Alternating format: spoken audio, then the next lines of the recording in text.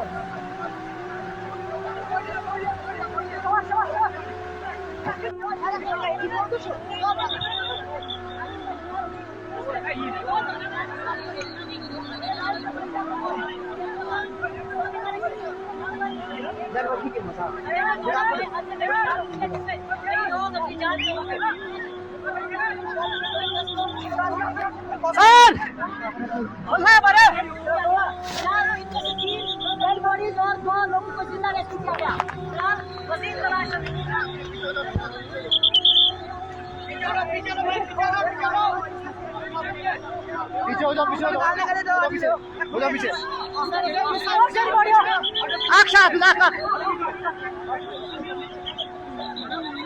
अरे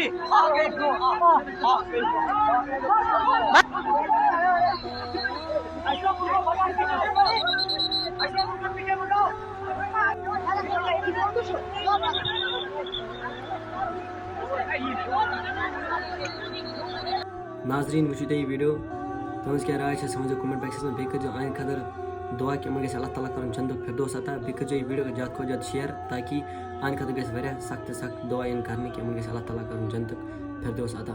बाकी वसल्लम।